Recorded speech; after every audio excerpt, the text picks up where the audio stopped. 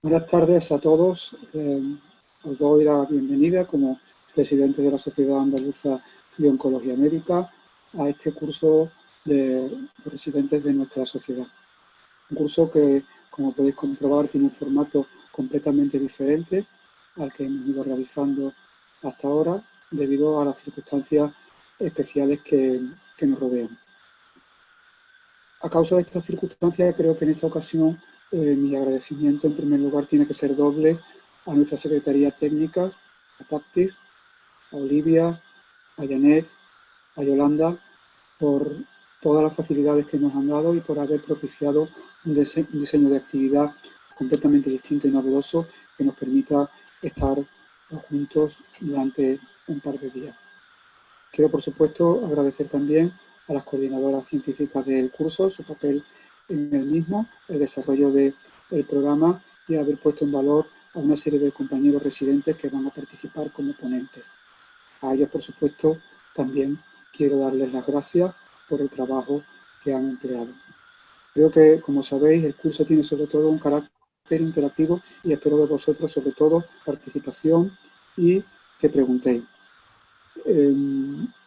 Nos hubiera gustado quizá un poco más habernos visto todos en Granada y haber tenido la posibilidad de haber interactuado de manera directa, ¿no? Y después durante la noche pues habernos tomado una cerveza o un refresco. Pero bueno, como he dicho, las circunstancias son las que son y creo que debemos de sacar partido de los tiempos que nos tocan.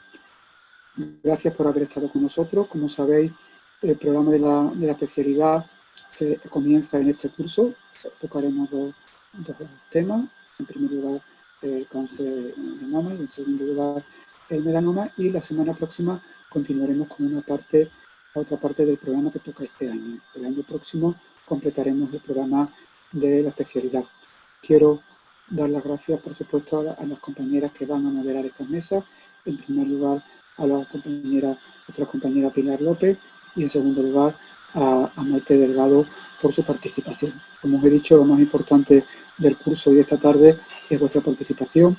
Tenéis habilitada la posibilidad a través del chat de plantear preguntas y esto tiene de bueno que ese componente de cierta vergüenza que puede daros a ver en público, pues no es tal, puesto que no se os va a ver la cara, sino solamente vuestro escrito. Así que sin más, le paso la palabra a mi compañera y amiga, la doctora Pilar Delgado. Muchas gracias, como os he dicho, por estar con nosotros esta tarde. Espero que os sea de provecho. Un saludo.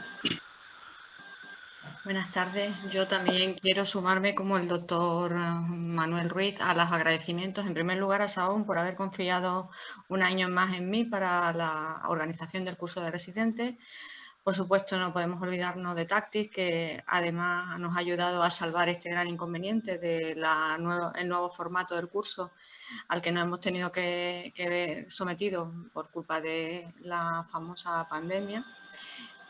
Y, por supuesto, también a la industria que ha patrocinado, como siempre, a la sociedad y al curso en particular, y a vosotros, los residentes, el público.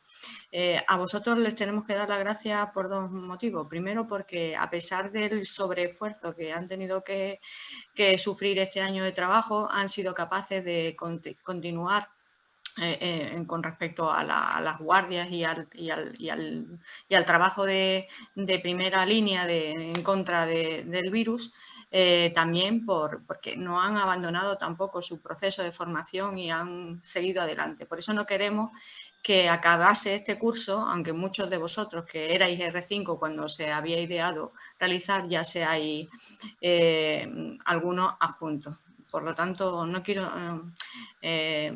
extenderme más, pero que sepáis que en nuestro objetivo de SAON en particular está siempre el mayor beneficio del residente para que esa formación sea lo más completa posible.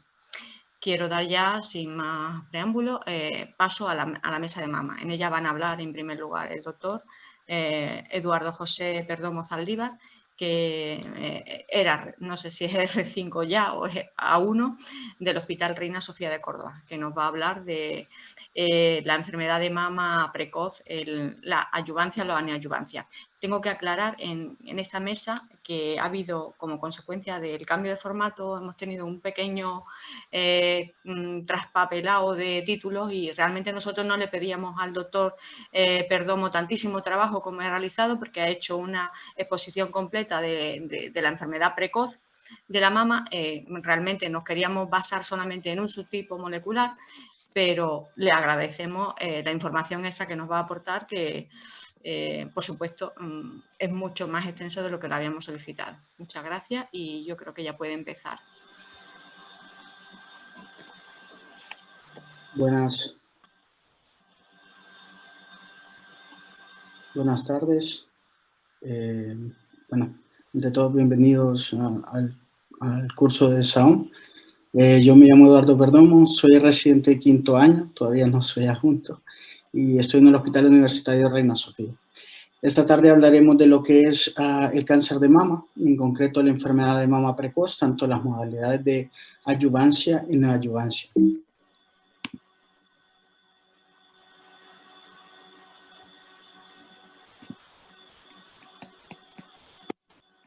Discutiremos brevemente en lo que va de la epidemiología, discutiremos también lo que en qué basa sus objetivos y las indicaciones de tratamiento en cada uno de los casos, en cada una de las modalidades, y para hacer un poco más interactivo hablaremos brevemente de ciertos casos clínicos.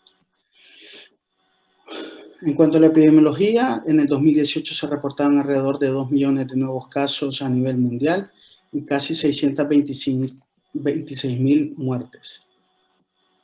En cuanto a nivel nacional, sigue siendo, se estimó que para el 2020 iba a mantener una incidencia casi de 33.000 casos de cáncer de mama, situándose en tercera posición después de cáncer de colon rectal y próstata. Y actualmente sigue siendo la neoplasia principal y primaria en las mujeres a nivel de España.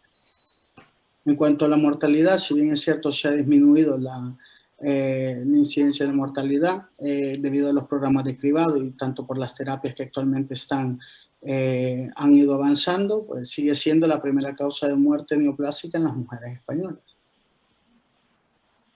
Discutiendo un poco de los objetivos, desde un punto de vista clínico, la neoadyuvancia tiene como indicación lo que es erradicar la enfermedad micrometastásica y mejorar la supervivencia global.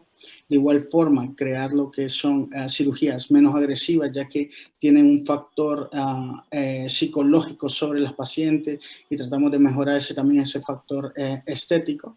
Y desde un punto de vista de investigación, pues tiene la herramienta de poder proveernos información pronóstica en función de la respuesta que posiblemente tengan las personas, las pacientes, al ser tratadas con una quimioterapia en concreto, y esto nos ayuda a identificar lo que son candidatos de tratamiento adicional o quiénes pacientes se podrían beneficiar de tratamiento adicional y los diferentes manejos de tratamiento. Al final esto se traduce en estrategias de desescalaje. En cuanto a la adyuvancia, pues idealmente también comparte parte de lo que es la adyuvancia, lo que es aumentar la supervivencia, erradicar la enfermedad micrometastásica, aumentar lo que es la supervivencia libre de enfermedad y la enfermedad libre de progresión, siempre y cuando este retraso de la recurrencia, aunque no exista un aumento de la supervivencia, dé lugar a lo que es una mejor calidad de vida de las pacientes, limitando lo que son las toxicidades de tratamiento. Pues idealmente ya hemos visto de que uno de los principales objetivos que tienen ambas modalidades de tratamiento se basa en la supervivencia. Entonces, una de las preguntas que me surgió es saber si al existir ambas modalidades, una difiere en otra en cuanto a esa supervivencia. En concreto y en resumen, pues aparenta que no. El uso de la neoadyuvancia no fue significativamente mejor que la adyuvancia en mejorar la supervivencia global. En el 2018 se publicó un dato de un metaanálisis del Early Breast Cancer Trialist Group, en el cual habían incluido alrededor de 4.500 pacientes en 10 ensayos distintos que databa desde 1983 hasta el 2002. En esto se vio que no habían estadísticamente significativas datos en cuanto a la modalidad de neoadyuvancia versus adyuvancia, en cuanto a recurrencia a distancia, supervivencia, mortalidad secundaria a cáncer de mama o muerte por cualquier otra causa. como se puede observar, el riesgo relativo pues no era diferente de una modalidad de otra. En un segundo paso, pues, ¿a quiénes tendríamos indicados hacer este tipo de tratamiento? En cuanto a la modalidad de neoadyuvancia, nosotros nos basaríamos idealmente en un tumor grande, un T3, T4, indistintamente del estadio ganglionar, en tumores positivos con ganglios positivos, indistintamente del tamaño tumoral. En estos tumores que pueden ser operables, que tengan un subtipo asociado o que tenga una respuesta al tratamiento, o sea, eso se traduce como una biología favorable a respuesta a quimioterapia. Y la piedra angular de todo esto, que toda decisión debe de ser llevada a comité. El comité multidisciplinario nos ayuda a enfrentarnos a casos de manera más individual y más precisa. En cuanto a la adyuvancia, si esto se tratase de valorar lo que es la extensión, dependiente de la extensión de la enfermedad, las pacientes candidatas a esta adyuvancia serían las pacientes en estadio 1 ER positivos, tumores pequeños T1A, T1B y podríamos incluir hasta T1C con biología de triple negativo, en estadio 1-2 con receptores hormonales positivos y enfermedad de grado intermedio, y en aquellas situaciones en las cuales se es imposible hacer un seguimiento de la enfermedad durante este tratamiento de neoadyuvancia. Como segundo punto, quería tratar uno de los objetivos que tiene la neoadyuvancia es valorar lo que es realización de las cirugías un poco más conservadoras, y esta decisión se basa en concreto en el grado de respuesta que pueden tener las pacientes sobre una quimioterapia en concreto. En caso de eliminar esta enfermedad, pues se consideraría como una respuesta patológica completa. La pregunta es, ¿el tener una respuesta patológica completa se traduce en realizar más cirugías más conservadoras? ¿En realidad estamos obteniendo el objetivo? Pues aparenta que no. El aumento de la respuesta patológica completa no se traduce en un aumento de cirugías. Se hizo una revisión de 4 ensayos clínicos en el cual valoraban el grado de respuesta que tenían las pacientes con quimioterapias específicas, y se miraba de que, si bien es cierto, el grado de respuesta que tenían en ensayos clínicos más recientes en comparación a los ensayos clínicos más antiguos, en comparación NeoAlto versus el NS-ABP, que fue uno de los pioneros en hacerle esta comparación de tratamiento de neoadyuvancia versus adyuvancia, pues sí se mira de que el grado de respuesta se puede hasta duplicar. ¿Qué pasa? Que esto no se traduce o se traduce de manera muy moderada en lo que es la cantidad de cirugías conservadoras que se hacen en función de la respuesta.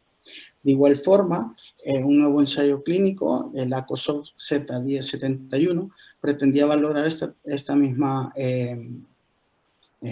pensamiento, las cirugías conservadoras en función y la tasa de respuesta según el subtipo. Como pueden ver, de esos 694 pacientes se incluyeron pacientes HER2 negativos, en la mayoría, HER2 positivos en segundo lugar y triple negativos en tercer lugar.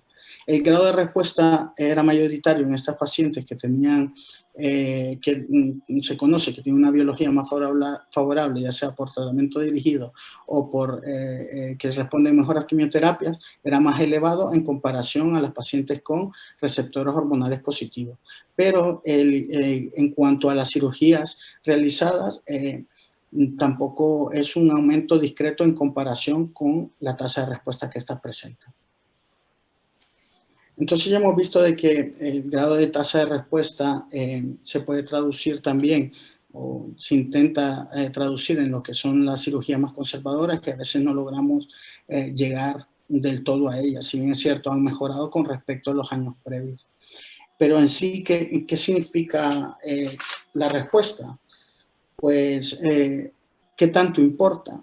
Se hizo un ensayo clínico donde se valoraba las pacientes que tras recibir un tratamiento de neoadyuvancia y una cirugía, se valoraba según una clasificación del MD Anderson de Cancer Center. Ellos valoraban el grado de respuesta que tenían y la clasificaban de 0 a 3, siendo 0 una ausencia de tumoración infiltrante, o sea, un YP de 0 N0.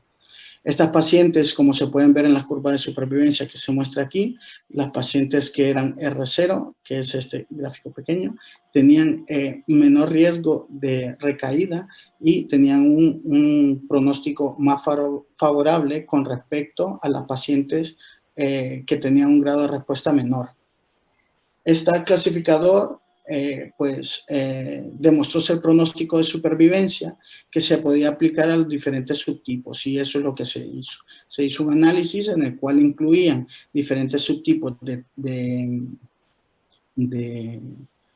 cáncer de mama, como se puede ver en el recuadro triple negativo. En el recuadro A se puede observar de que el grado de respuesta en azul pues es mejor que el riesgo de recaída en los pacientes que sí mantenían respuesta. A su vez, pues también se puede ver en el recuadro número D en cuanto al ER2 positivo. Esto se traduce de que, bueno, tener un grado de respuesta puede beneficiar a las pacientes en cuanto al riesgo de recaída, pero tampoco se traduce en una mejoría de las cirugías. ¿Y qué pasa con esas pacientes de que nosotros tenemos que no logran responder enteramente? Ya sabemos que el grado de respuesta tras una neoadyuvancia, tras una cirugía, y si no es completa esa cirugía, tenemos algunas alternativas, existen algunas terapias que podamos administrar. En concreto, se habían valorado estos dos tipos de pacientes. Primero tenemos las pacientes ER2 positivas, que es el ensayo clínico Catherine, en el cual valoraba lo que eran pacientes con enfermedad residual tras haber recibido una neoadyuvancia más cirugía, que eran ER2 positivas. El objetivo primario de este ensayo clínico era la supervivencia libre de enfermedad, y pretendía randomizar en dos brazos, uno a TDM1 en uno de ellos y trastuzumab en un segundo brazo. Se randomizaron 740 pacientes en cada uno de esos brazos y se observó que el evento que estaban buscando, que es tener una recaída, se mostró en el grupo de TDM1 en un 12%, lo que se traduce en 91 pacientes, y en el grupo de trastuzumab en un 22%.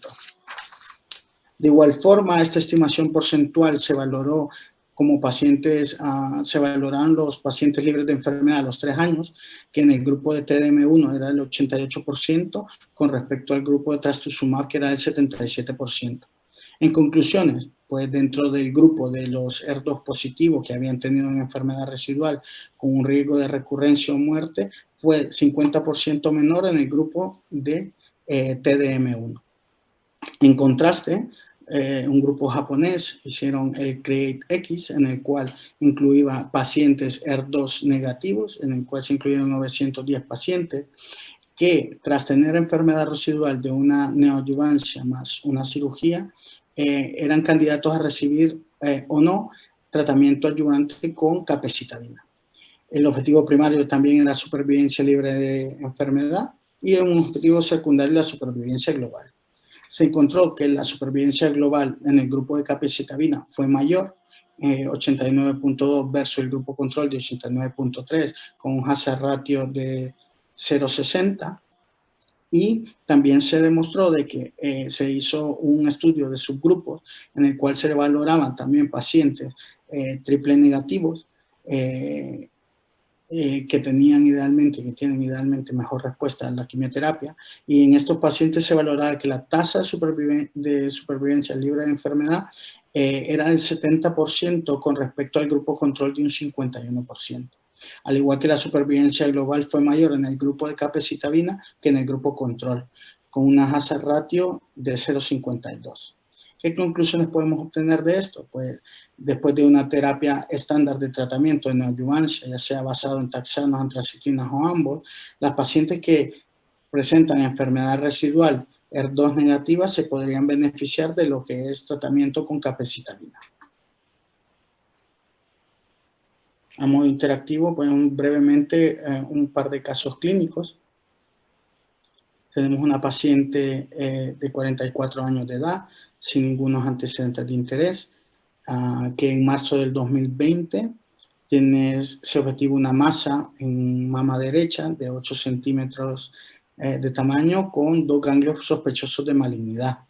Se decide hacer una biopsia compatible con un carcinoma ductal infiltrante con receptores hormonales positivos, HER2 negativo y un K elevado. ¿Qué tratamiento se podría proponer para esta paciente? Pues nos estamos enfrentando a una paciente que es un luminal B, un estadio 3A con un tamaño tumoral grande. Esta paciente se beneficiaría de tratamiento mediante neoadyuvancia para tratar de disminuir el tamaño tumoral y una posterior cirugía. Un segundo caso, tenemos una paciente de 67 años de edad, con espondiloartrosis, osteoporosis e incontinencia urinaria, menopáusica de los 51 años, 3 gestas, vivió lactancia materna, que en febrero, durante el tiempo de cribaje de mamografía, se observa un nódulo de casi 6 milímetros, sin observarse ganglios sospechosos de malignidad. Se decide hacer una VAC, que es compatible con un carcinoma ductal infiltrante moderadamente diferenciado, con receptores hormonales negativos, HER2 negativo y un Ki-67 elevado. ¿Qué posible tratamiento podríamos proponer en este tipo de paciente? Pues de nuevo nos enfrentamos a una paciente con un triple negativo, un estadio clínico temprano, con un tumor pequeño, sin ganglios afectos. Esta paciente idealmente se beneficiaría de cirugía con posterior tratamiento adyuvante. En un tercer caso, tenemos una paciente de 40 años de edad, con antecedentes familiares importantes, una madre, una tía paterna, abuela y 2 primas con un antecedente de cáncer de mama. Ya tiene 2 gestas y 2 partos, dio lactancia materna, y en enero de 2019 se objetiva una masa casi de 8 milímetros en mama derecha sin ganglios sospechosos.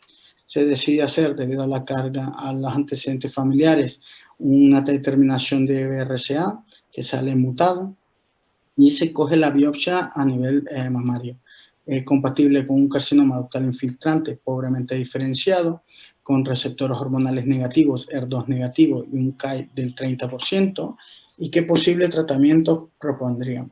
Pues nos estamos enfrentando también, casi similar al caso número 2, un estadio temprano, donde el tamaño tumoral es discreto, triple negativo, y esta paciente idealmente se beneficiaría de adyuvancia, pero ante el antecedente del BRCA, esta paciente también no podríamos descartar el beneficio de una neoadyuvancia. ¿Por qué?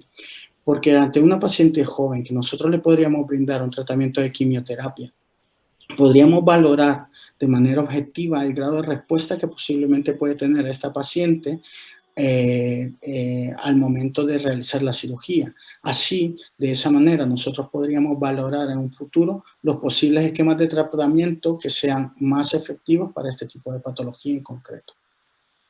Y tiene mayor importancia, como se sabe, el tipo de cirugía. Como take-home messages, tengo que la adyuvancia y la neoadyuvancia son equivalentes en términos de supervivencia global, que en general la mayoría de los estadios 1 con receptores hormonales y una proporción de estadios 1A se beneficiarían de tratamiento adyuvante, que yo creo que la valoración del grado de respuesta al tratamiento puede ser una herramienta pronóstica de recaída individual de cada paciente. Considero que los nuevos ensayos clínicos de neoadyuvancia deberían valorar lo que es la inclusión de terapia de escalada o desescalada en función del grado de respuesta obtenido a ese primer tratamiento, y la piedra angular de todo esto es un trabajo en equipo mediante comités multidisciplinarios. Muchas gracias.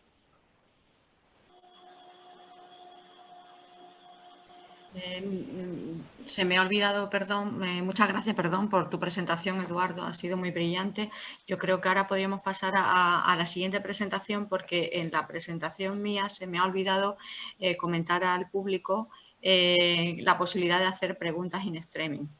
En vuestra pantalla tenéis que tener un clic para darle y podéis escribir una pregunta. Esa pregunta me va a llegar a mí a un programa que tengo aquí asociado y en el turno de preguntas después yo la voy leyendo y la vamos contestando entre el ponente, el doctor Manuel Ruiz, que hoy nos acompaña y que sabe muchísimo más de mama que todos nosotros, y yo, humildemente. Entonces, si les parece bien, como no les comenté esa posibilidad anteriormente, pasamos al siguiente ponente y hacemos todas las preguntas al final. La siguiente ponente es la doctora Yeray Rodríguez Garcés. Yeray es también residente del Hospital de Huelva, Juan Ramón Jiménez, y nos va a hablar de otro paradigma importante en el cáncer de mama, sobre todo en los últimos años, que es la enfermedad metastásica hormonosensible con enfermedad visceral. Sin más demora, la pueden pasar. Hola, buenas tardes a todos. En primer lugar, agradeceros la asistencia a esta charla virtual en esta tarde de calor y en esta época del año, y sobre todo al comité organizador por el gran esfuerzo que han hecho para que todo salga bien a pesar de las circunstancias que tenemos.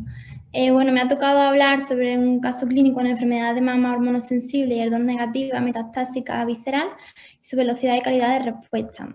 Y os traigo una paciente de 82 años con factores de riesgo cardiovascular y nefropatía diabética, que en el año 2006 fue intervenida mediante cirugía conservadora de un cáncer de mama izquierda estadio 1A, luminal B1, y posteriormente recibió letrozol durante 5 años. En junio de 2019 nos vuelve a la consulta por una recaída local irresecable y metastásica a nivel ganglionar, ósea, pulmonar y hepática con fenotipo luminal A. En ese momento, la paciente en la consulta presenta un ECOG de 2, acudía en carrito, refería disnea tras esfuerzo moderado y se podía ver una infiltración extensa cutánea en la mama izquierda. Vemos los marcadores tumorales bastante elevados y también el perfil hepático. Decidimos iniciar tratamiento con abemaciclib, 150 miligramos cada 12 horas, de forma continua, más letrozol, más denosumab. Tras el primer ciclo ya podemos ver respuesta clínica de la paciente, acude en andador en vez de en carrito, refiere que ha tenido en domicilio la disnea más controlada y menos dolorosa. Podemos ver que hay respuesta bioquímica con descenso del 15-3 y de la transaminasa y refiere sobre todo buena tolerancia, sin ninguna toxicidad relevante. Tras 4 ciclos, la paciente mantiene buena tolerancia, continúa en respuesta clínica y bioquímica y vemos en el TAC enfermedad estable por criterio RECIST. Tras 8 ciclos, la paciente continúa en respuesta clínica y bioquímica, incluso en el TAC objetivo una respuesta parcial. Sin embargo, la paciente, que es una paciente añosa, pues ya refería astenia grado 2, cansancio en cuanto a tener que estar viniendo a las consultas de forma seriada, y también teníamos en la analítica trombopenia grado 1. Por lo tanto, decidimos, de acuerdo con la paciente y su familia, dar un descanso terapéutico. Sin embargo, hemos visto que tras ese descanso terapéutico de 4 semanas, el 15-3 ha vuelto a elevarse, así como las transaminasas. En este gráfico podéis ver la evolución de una forma más visual, tanto del 15-3 en azul y de las transaminasas, como durante el tratamiento con abemaciclib han ido descendiendo y posteriormente al descanso han elevado un poquito. Decidimos entonces, tras el empeoramiento de la analítica, y ya que la paciente se había recuperado clínicamente un poquillo más, pues reintroducir tratamiento con abemaciclib a una dosis más bajita de 100 miligramos cada 12 horas. Actualmente estamos a la espera de evolución clínica y analítica porque bueno, esto ha ocurrido en la consulta hace pocas semanas. Bueno, para empezar con la discusión del caso, principalmente decir que bueno, ya todos conocemos el beneficio clínico y sobre todo en supervivencia libre de progresión que han aportado los inhibidores de ciclina en los últimos años, y ello lo avalan pues, los datos tan buenos en los ensayos clínicos obtenidos por los que han conseguido las aprobaciones de la EMA, FDA y informes de posicionamiento terapéutico positivos.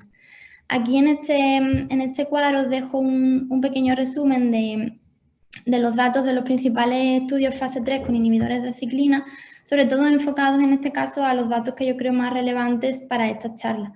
Podemos ver que bueno, en el contexto de enfermedad avanzada, las pacientes en estos estudios que estaban incluidas, su edad era entre 43 y 63 años, es decir, eran pacientes jóvenes, prácticamente todas con ECOG 0,1, Y en cuanto a enfermedad visceral, en prácticamente todos los ensayos presentaban enfermedad visceral más del 50% de las pacientes. En todos los ensayos se ha demostrado mejoría en beneficio en cuanto a supervivencia libre de progresión con respecto a placebo, y todo ello con datos estadísticamente significativos. Además, como algo novedoso particular del abemaciclib, es el único que está aprobado actualmente en monoterapia gracias a este fase 2 MONARCH 1. Por otro lado, si nos fijamos en el análisis por subgrupos de cada ensayo clínico en el subgrupo de pacientes con enfermedad visceral, podemos ver que hay beneficio en supervivencia libre de progresión tanto en las pacientes con enfermedad visceral como no visceral. Incluso en los ensayos MONALISA 7 y MONARCH 2 podemos encontrarnos que hay mejores datos cuando hay enfermedad visceral que cuando no la hay. Por otro lado, si en este análisis comparativo entre los 3 inhibidores de ciclina, podemos ver así a primera vista que no hay grandes diferencias significativas entre ellos, aunque si vemos un poco más con lupa podemos encontrarnos que entre, por ejemplo, palbociclib y ribociclib es un poco mejor en cuanto a supervivencia libre de progresión que palbociclib en enfermedad visceral, y no hay grandes diferencias en cuanto a toxicidad, aunque sí es más llamativa la neutropenia en palbociclib que en ribociclib, y en ribociclib sí el alargamiento del QT. En cuanto a palbociclib con abemaciclib, prácticamente son similares en eficacia, aunque sí palbociclib ha demostrado ser algo mejor cuando hay enfermedad solamente ósea. En cuanto a la toxicidad, sobre todo se diferencian por la neutropenia de palbociclib y diarrea de abemaciclib. Y por otro lado, en cuanto a ribo y abemaciclib, aquí sí son más similares en eficacia, prácticamente no hay diferencias en enfermedad visceral, y como toxicidad sobre todo se diferencian por la diarrea en el abemaciclib. Por otro lado, en este análisis que se presentó el año pasado en ESMO, se comparó en cuanto a beneficio clínico los inhibidores de ciclina con respecto a quimioterapia. Se incluyeron pacientes del PALOMA 2, del MONALISA 2 y del MONARCH 3, es decir, pacientes posmenopáusicas, ¿vale?, en el contexto de enfermedad metastásica visceral, tanto si había enfermedad metastásica con baja carga como con alta carga de enfermedad visceral.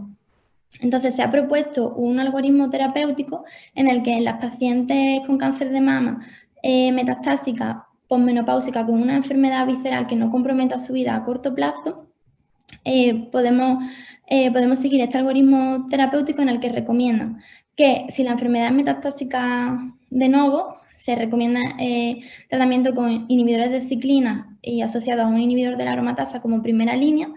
Si la enfermedad ocurre como una recaída hormonosensible, es decir, después del primer año con hormonoterapia adyuvante, se recomienda obviamente inhibidores de ciclina más un inhibidor de aromatasa, pero en el caso de una recaída hormonoresistente o en el primer año durante la adyuvancia con inhibidor de aromatasa, que es un subgrupo de pacientes en el que normalmente emplearíamos quimioterapia, se ha demostrado que los inhibidores de ciclina asociados a fulvestrant serían una buena opción alternativa en pacientes en los que queramos evitar la quimioterapia por algún motivo.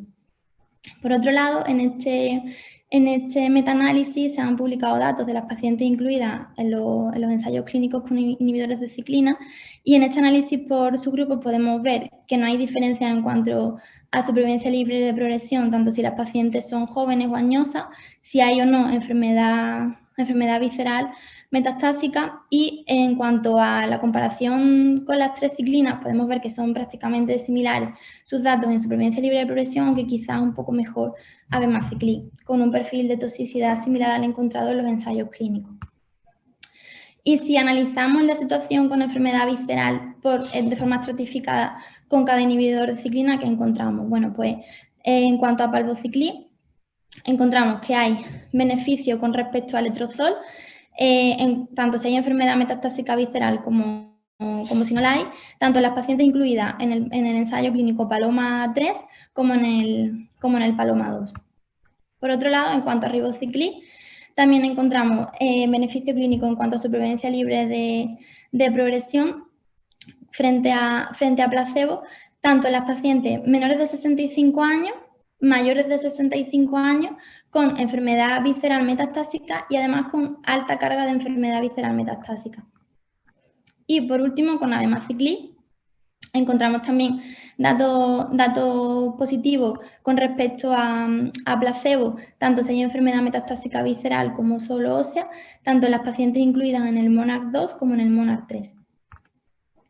Y por otro lado, ya que nuestra paciente de este caso clínico era una paciente añosa y no es la típica paciente que entra a los ensayos clínicos, como hemos podido ver por su edad, he querido hacer una revisión en cuanto a los datos de estos fármacos en pacientes ancianos. Entonces, en este análisis comparativo por edad, podemos ver que la supervivencia libre de progresión es menor con palbociclib en las pacientes añosas y que además en este subgrupo de pacientes encontramos mayor toxicidad, sobre todo hematológica.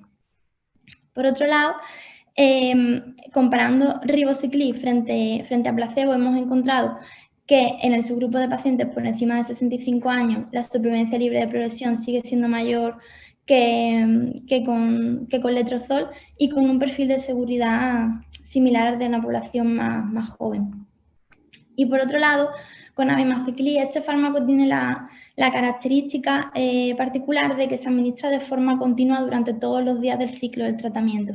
Por lo tanto, se considera para pacientes más añosos algo más fácil de administrar, ya que es más difícil equivocarte si tienes que tomarte una medicación diariamente que si tienes que tomarla 21 días de 28. Entonces, sí es verdad que se recomienda en pacientes ancianos o se tiene como una opción válida siempre y cuando se controlen las posibles toxicidades que pueda haber, como son sobre todo la diarrea, la neutropenia y los efectos tromboembólicos, que bueno, en un subgrupo de pacientes ancianos que normalmente tienen menor movilidad, sí pueden ser importantes. Y bueno, como la paciente de mi caso, como he comentado, es una paciente añosa, he querido también hacer una revisión en cuanto a este tipo de pacientes, ya que considero que la oncogeriatría está infravalorada actualmente y que es bastante importante hacer una valoración geriátrica en los pacientes y que los oncólogos debemos conocer de qué se trata y saber hacerla. En la sección de oncogeriatría de la página de la SEON podéis encontrar aquí varios proyectos que se han hecho o que están en marcha actualmente sobre este ámbito que me parecen bastante interesantes. Aquí os dejo los enlaces por si los queréis consultar en algún momento. En cuanto a las guías clínicas, la NCCN y la Sociedad Internacional de Geriatría Oncológica nos recomiendan una evaluación geriátrica integral a todo paciente que tenga más de 65 años. Recomiendan realizarles screening de detección de fragilidad que nos van a informar acerca de la verdadera situación del paciente y de su vulnerabilidad biológica. Y estas son algunas de las tablas de screening que recomiendan hacerse, que ahora un poco más adelante os comentaré. Por otro lado, la sección de oncogeriatría de la SEON da unas recomendaciones generales para este tipo de pacientes, que principalmente son que como oncólogos debemos de tratar y estabilizar previamente las comorbilidades previas de estos pacientes. Hay que hacer una intervención específica sobre los síndromes geriátricos que detectemos. Es muy importante que evitemos la polimedicación y que seleccionemos esquemas de tratamiento que sean menos tóxicos. Debemos intentar prevenir y tratar precozmente la toxicidad farmacológica, como por ejemplo con el uso de factores estimuladores de colonias desde el principio, y sobre todo llevar a cabo un control sintomático y apoyo social adecuado durante todo el proceso de tratamiento y enfermedad de los pacientes. Si bien es verdad que es muy difícil poder pararnos en la consulta todo el tiempo que requiere hacer una evaluación geriátrica integral completa a un paciente. Pero bueno, sí es verdad que se recomienda hacer una evaluación geriátrica abreviada, que bueno, consiste fundamentalmente en hacerle algunas preguntas al paciente en no más de 10 minutos, sobre todo en base a la capacidad para hacer actividades básicas de la vida diaria y solicitarle hacer algunos ejercicios sencillos como es escribir una frase, hacer unas rectas o copiar un dibujo. Esa valoración nos va a dar una puntuación de ese paciente que nos va a informar sobre la vulnerabilidad o la fragilidad que tenga. Por otro lado, hay varias encuestas, como hemos visto antes, que están aprobadas por la guía NCCN. De ellas, estas dos yo creo que son las más fáciles de hacer, las más rápidas y las que han demostrado mejores datos, tanto en sensibilidad como en especificidad. La escala G8 es la más sensible de todas y consiste en preguntar acerca de unos ítems al paciente, acerca de si ha tenido pérdida de peso, pérdida de apetito, en cuanto a su movilidad, a su situación neurológica, a su índice de masa corporal, valorar si está polimedicado o no y cuál es su situación en comparación con las personas de su edad. Y aparte, pues la edad que tenga el paciente. Esta escala nos va a dar una puntuación que es entre 0 y 17 y si es por debajo de 14 estaremos ante un paciente frágil. Por otro lado tenemos la encuesta de ancianos vulnerables BES-13, en la que consiste también en algunos ítems que son la edad del paciente, su propia autoevaluación de su situación de salud, la capacidad que tiene para realizar actividades básicas de la vida diaria y la dificultad en hacer algunas actividades un poco más difíciles. Esta escala nos va a dar una puntuación que si es 3 o superior estaremos ante un paciente vulnerable. Por ejemplo, en nuestra paciente, si le hubiéramos realizado este tipo de escalas previamente a empezar el tratamiento, hubiéramos visto pues, que es una paciente frágil por la puntuación obtenida en estas escalas y que precisa de una valoración geriátrica conjunta con oncología. Finalmente, para no dilatarme más, me gustaría que se quedaran algunos conceptos claves de esta charla, que son pues, principalmente en que los inhibidores de ciclina, pues como sabemos, han cambiado el paradigma del tratamiento del cáncer de mama metastásico hormonosensible ER2 negativo en los últimos años, han demostrado aumento de supervivencia libre de progresión en todos los subgrupos comparado con la hormonoterapia y placebo. Es verdad que no existen diferencias significativas estadísticas en eficacia, aunque sí hay diferencias en las toxicidades que puedan presentar, que son las que nos van a hacer probablemente decidirnos entre utilizar uno u otro. Han demostrado principalmente, y esto es el objetivo de esta charla, beneficio en supervivencia libre de progresión en cuanto a enfermedad visceral, además de enfermedad no visceral, como hemos visto, con calidad y velocidad en la respuesta. Por lo tanto, podemos decir que ya en una enfermedad visceral, tanto si ha debutado de inicio de nivel metastásico o si ha recaído después de tratamientos adyuvantes, no siempre hay que empezar con quimioterapia. Abemaciclib es el único inhibidor de ciclina aprobado en monoterapia y que se administra de forma continua en el tratamiento. Por lo tanto, lo podemos tener como una opción válida en un subgrupo de pacientes ancianos y con metástasis viscerales, siempre y cuando controlemos su perfil de toxicidad.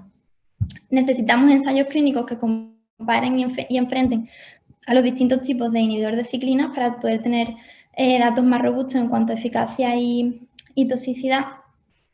Y sobre todo también pues quiero resaltar que es importante la evaluación geriátrica de nuestros pacientes que tengan más de 65 años, que no son pocos actualmente, realizar en las escalas de fragilidad, que debemos conocerlas y emplearlas, y sobre todo destacar la importancia de la oncogeriatría dada la población envejecida que tenemos actualmente y que vamos a seguir teniendo en los próximos años. Y nada más. Muchas gracias.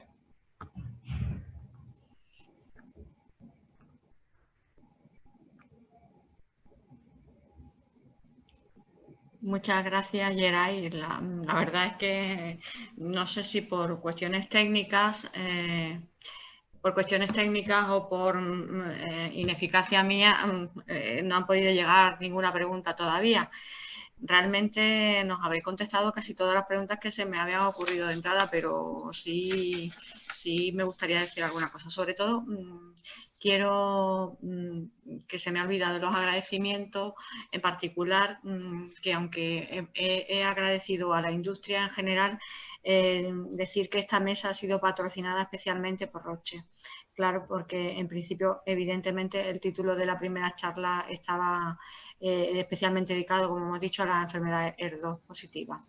Lo que sí quiero decir, bueno, que el título de las dos ponencias se nos había ocurrido en virtud fundamentalmente a los cambios tan importantes que realmente estas dos patologías habían deparado, tanto la enfermedad ER2 como la enfermedad luminal.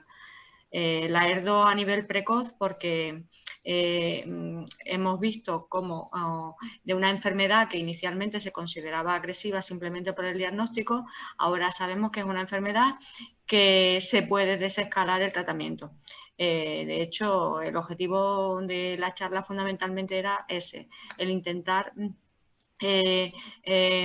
valorar porque eso, qué pacientes de enfermedad precoz no tienen por qué ir de entrada ya a la neoadyuvancia porque sabemos que algunas de ellas no van a requerir ni siquiera una adyuvancia tan agresiva como inicialmente se les preveía a las pacientes ER2 positivas por el subtipo histológico.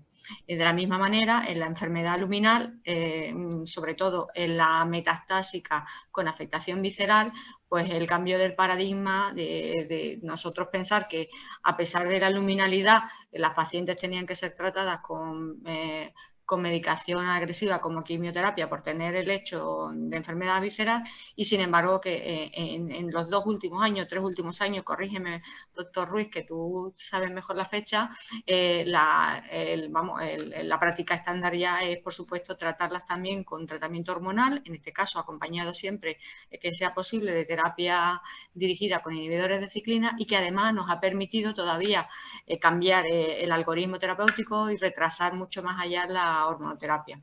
Entonces, yo realmente tengo que decir que las 2 ponencias han sido súper brillantes, que no nos han dejado ninguna cosa.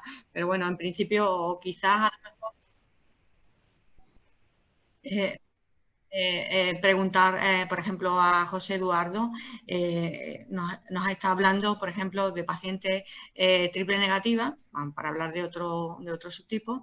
En el caso 1, perdón, en el caso 2 y en el caso 3, ¿no? Creo que eran triple negativas las 2.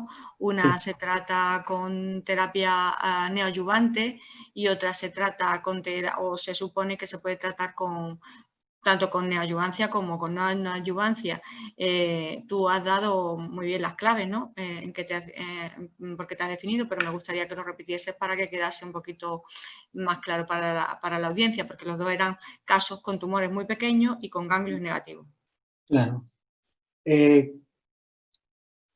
Creo que en el caso número 2 se trataba de una paciente añosa que tenía un tumor muy pequeño, que CAI bajito también. con un CAI bajo, que idealmente este tipo de tumores, pues se sabe de que pueden beneficiarse idealmente de una cirugía en un primer momento y posteriormente valorar una adyuvancia.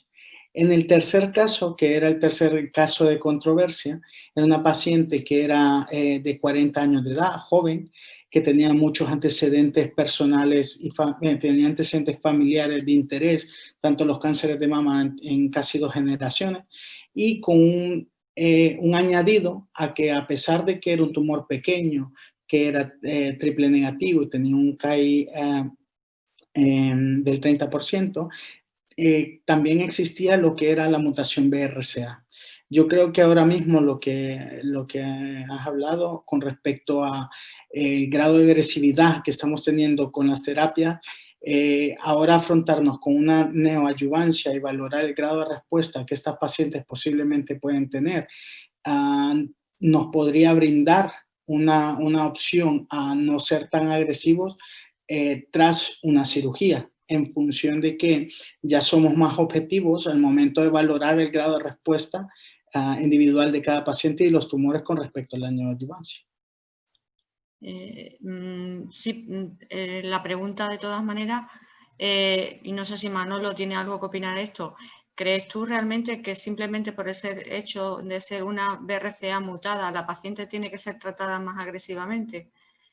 Siendo exactamente o muy parecido el caso, ¿no?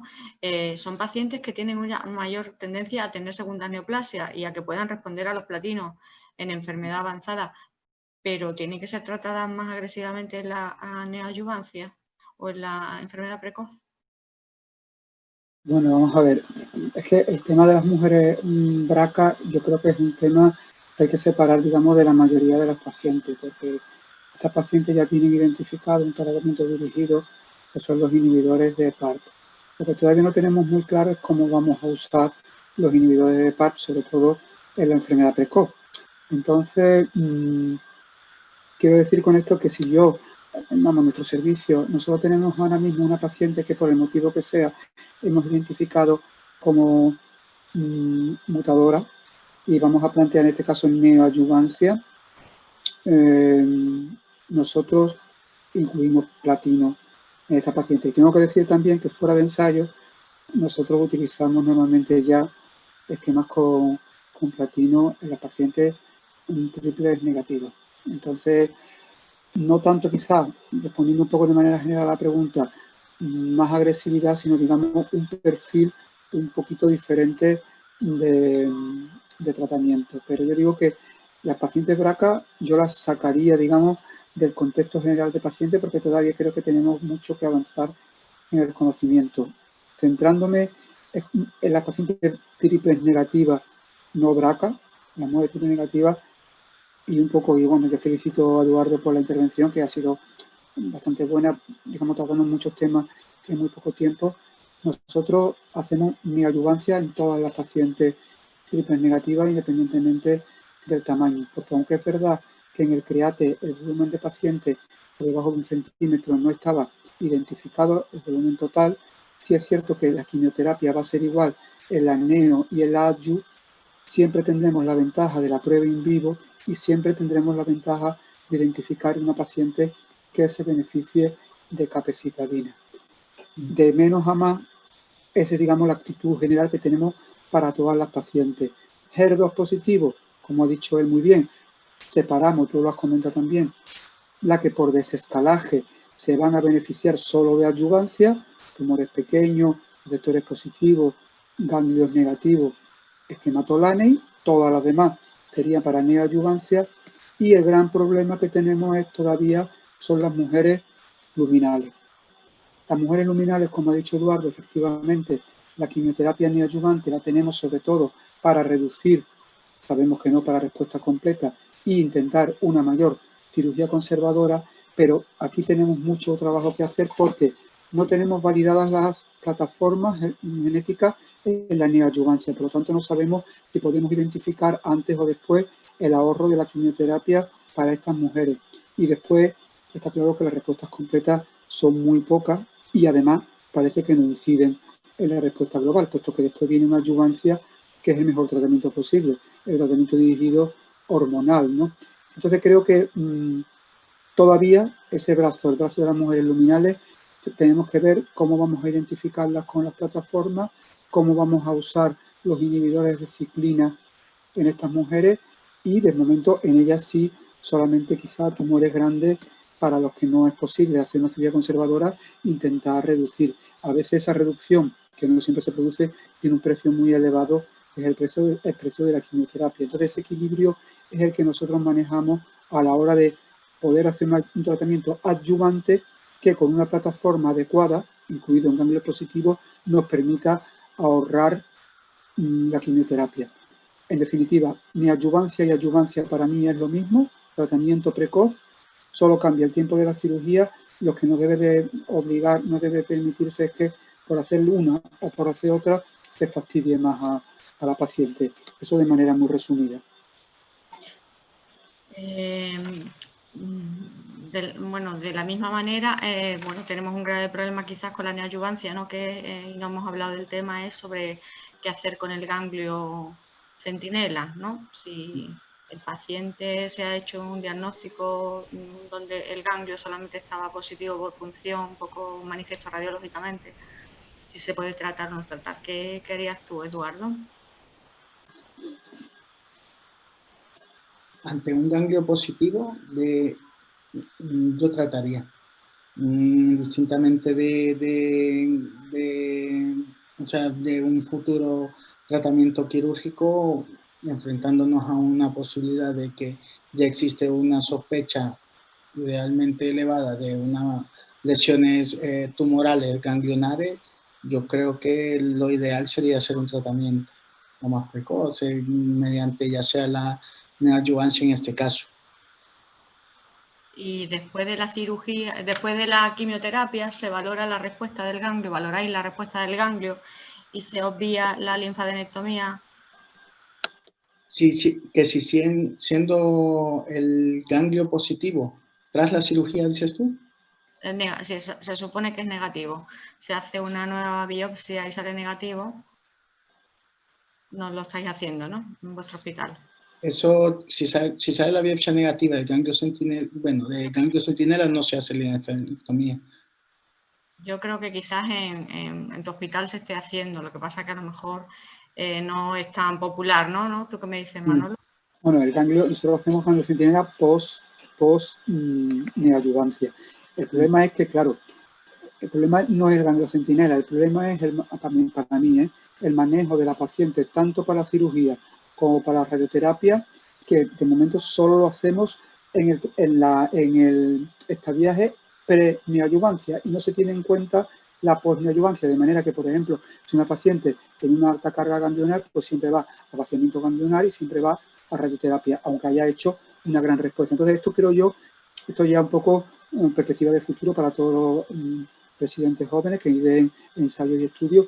Creo que debemos hacer un avance en el sentido de que posiblemente tengamos que tratar lo que tenemos después de la neoadyuvancia. Nosotros hacemos los tratamientos todavía en base a la pre, pero sobre el ganglio centinela nosotros hacemos el ganglio centinela post-neoadyuvancia y se actúa según el hallazgo. Es decir, si el ganglio centinela es negativo, pues nada más, y si el ganglio centinela o sea, si es un volumen alto, pues se hace la linfadectomía y si no, pues los criterios de Juliano.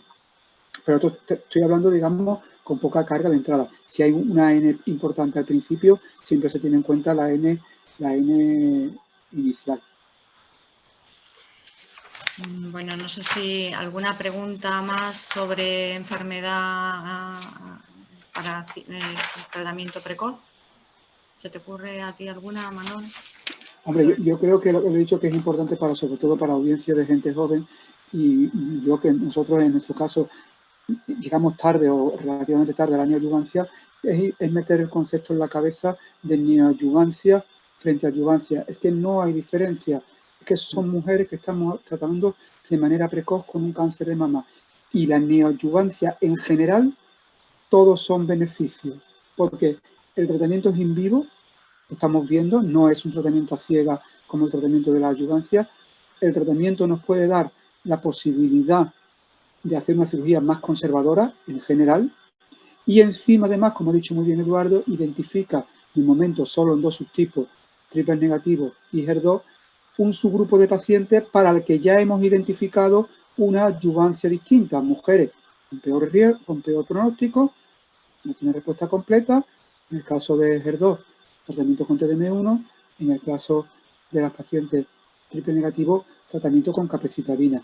Quiero decir con esto que debemos de tender siempre a la neoadyuvancia y solamente quitar de la neoadyuvancia cuando podamos realmente identificar un grupo de mujeres en el que la neoadyuvancia sea un tratamiento más agresivo o más tóxico.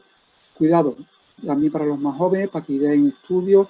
Nosotros estamos trabajando en eso. Yo he hecho recientemente propuestas que no han salido para adelante, pero bueno, todavía tenemos que avanzar mucho en el mayor grupo de mujeres, que son las mujeres de perfil luminal. Yo cuando me llega ahora mismo una mujer a la consulta con 45 años, con un tumor de 3,5 centímetros, con 2 ganglios que me la mandan, receptores positivos, con un perfil luminal B-like, un CAI del 15-20%, y sé que le voy a poner quimioterapia, me siento un poco incómodo porque no estoy muy seguro de si realmente le estoy ofreciendo lo mejor que tengo para esa mujer. Para esas mujeres todavía tenemos que hacer muchas cosas. Creo que hemos recibido la primera pregunta a través de WhatsApp, no la he recibido a través de la plataforma, lo siento. Bueno, con respecto a lo que ha dicho Manolo, solamente yo, como decimos, le digo a mis residentes un truco, digo, ¿tú a quién le vas a dar neoadyuvancia? Al que le darías adyuvancias fijo. Y si no te has planteado darle adyuvancia, no sabes qué hacer porque tiene un estadiaje clínico muy light, no lo sabes, entonces opéralo primero. Pero si estás claro que vas a recibir adyuvancia, pónsela por delante.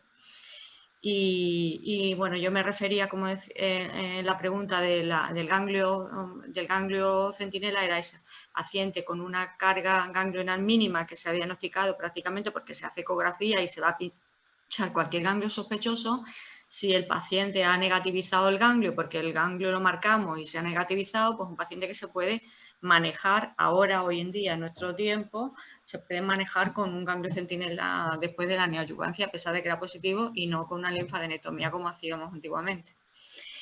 Y voy a pasar a las preguntas de la parte de la doctora Geray, primero porque la pobre tiene mucha prisa, que está trabajando también, le tenemos que dar el doble agradecimiento, y segundo también porque nos pasa el tiempo.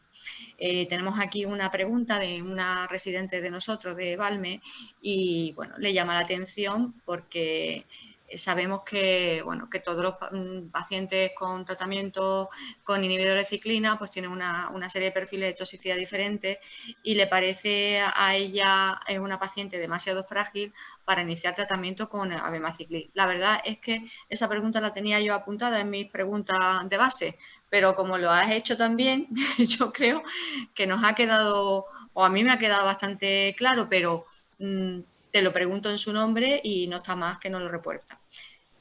¿No te parece abemaciclib peligroso para una paciente tan frágil, ¿no? Anciana?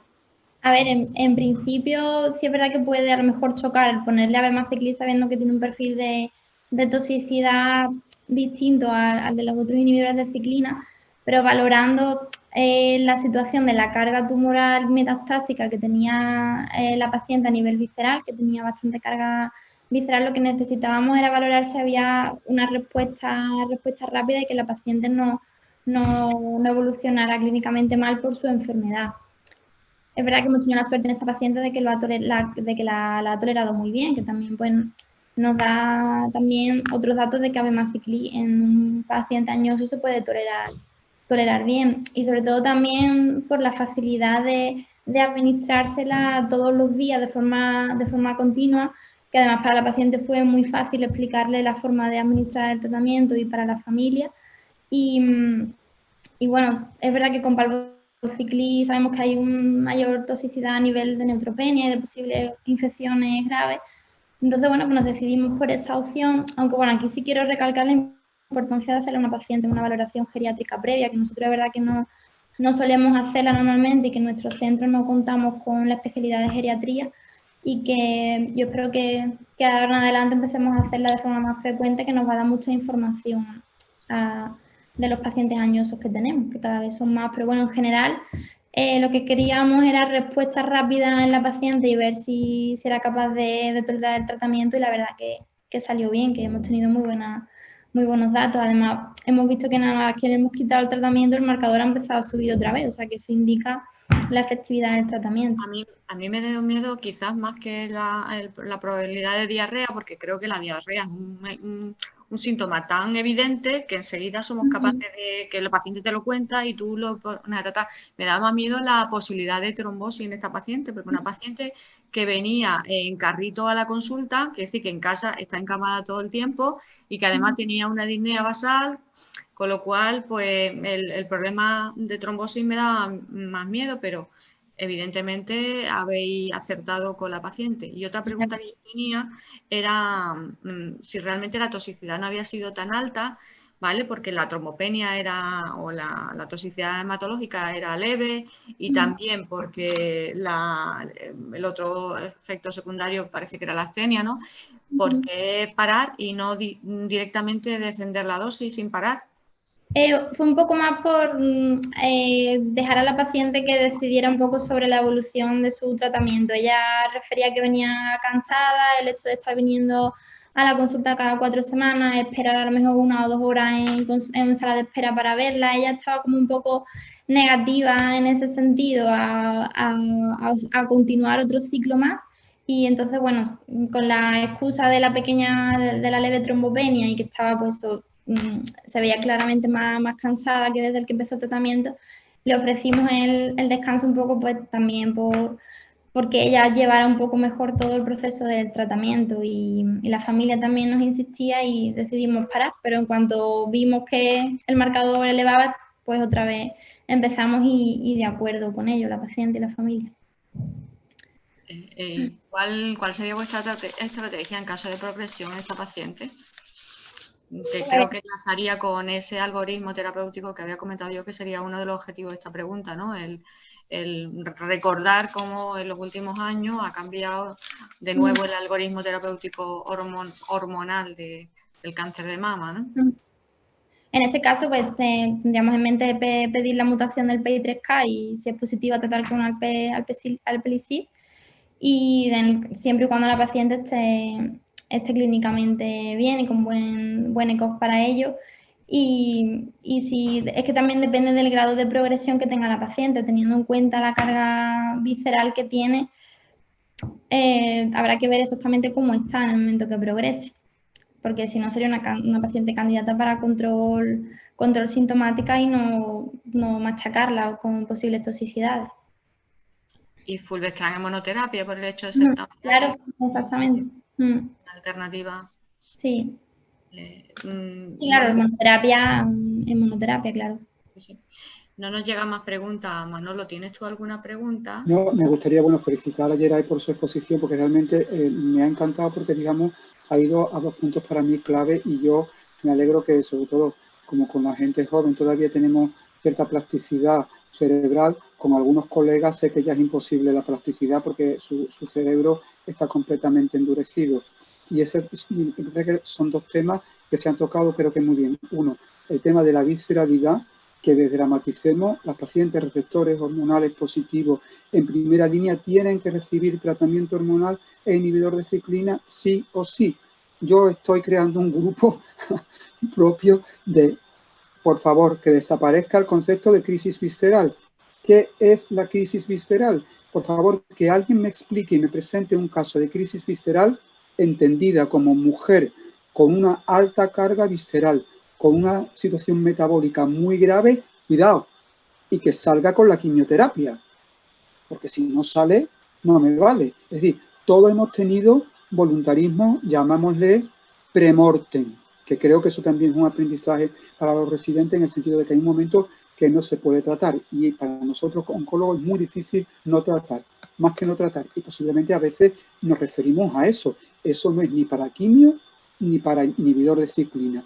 Pero la paciente que tiene una alta carga tumoral, nosotros hemos visto hepática profusa, afectación de la médula ósea, situación de compresión medular.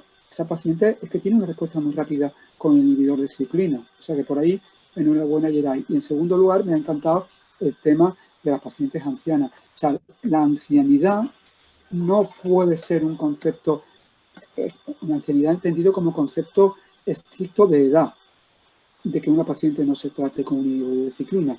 Diferente estamos situaciones de morbilidad especiales, que la paciente viva a 250 kilómetros y no pueda venir al hospital para, en fin, otro tema, pero no por criterio biológico de edad, o sea, cronológico.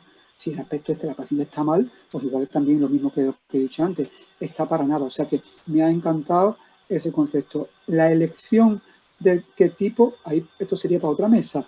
Yo creo que en este caso Geray había sido muy valiente. Posiblemente ahí hubieran también pesado el hecho de que, bueno, distintos momentos del sistema público favoreciendo a un inhibidor de ciclina frente a otro, me es igual. Creo que lo que importa es el resultado, y en este caso el resultado ha dicho que se ha hecho correctamente.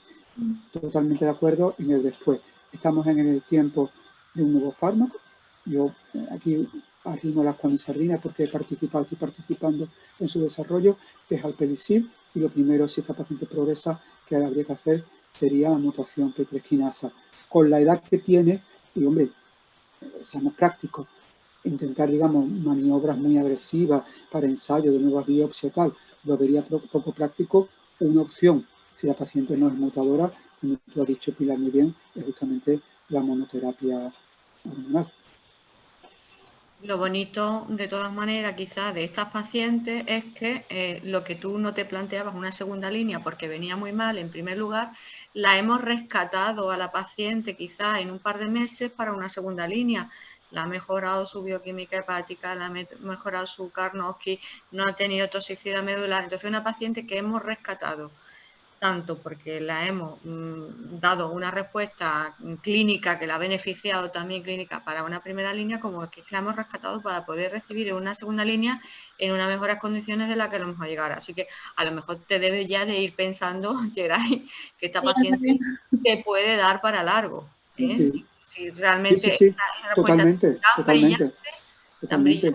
Incluso que la causa de su muerte no tenga que ver con el cáncer de mama, sino solamente por un episodio de su edad. O por una complicación de los tratamientos, aunque sea del cáncer de mama, pero no progresión. No por progresión, oral, sí. Pues yo creo que soy la más afortunada de todas las mesas porque he tenido aquí la superayuda del doctor Manuel Ruiz, como decía yo antes, el que más sabe en Andalucía. Él me ha corregido, pero yo tengo que corregirlo a él porque yo diría que del mundo mundial, el agradecimiento a Saón, como decía, por haber confiado en mí, agradecimiento a todos los patrocinadores, como decía, en especial el Roche, que se preocupa tanto por el cáncer de mama. Yo no me cansaré de decirlo porque es así. También otros patrocinadores, pero en particular en este caso en nuestro curso ha sido él. Y ahora, sin más demora, quiero pasar a la siguiente mesa porque creo que vamos con bastante retraso. La va a dirigir la doctora Teresa Delgado, que es del Hospital San Cecilio de Granada, que es una mesa sobre melanoma.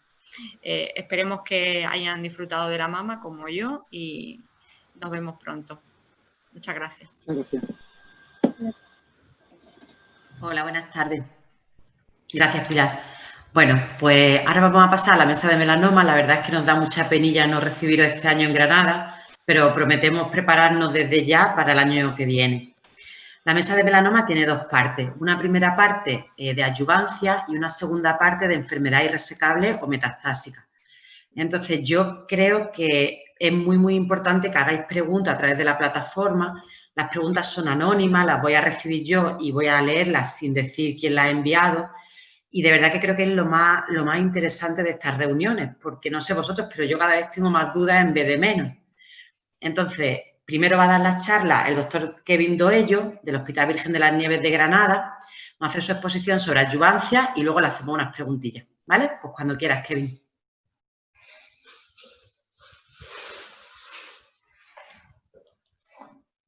Perfecto. ¿Se me escucha bien, no? Sí. Buenas tardes, mi nombre es Kevin Doello, soy residente de quinto año del Hospital Virgen de las Nieves de Granada y vengo a tratar el tema de la adyuvancia en melanoma. Más concretamente, también nos vamos a centrar en aquellos melanomas resecados con mutaciones de BRAF. Antes de nada, agradecer a Saón Residente su invitación por poder participar en este simposio y destacar también que lo que vamos a tratar es un tema que en los últimos años nos ha dado un cambio sin precedentes. El melanoma ha pasado de ser la auténtica bestia parda de la oncología para convertirse ahora en un tumor con un pronóstico mucho mejor que otros tumores que habitualmente tratamos en la clínica. Bueno, pues agradecimientos sobre todo a Saón Residente y vamos a hablar, por tanto, del melanoma y sobre todo de los cambios revolucionarios que este tumor ha dado en los últimos años.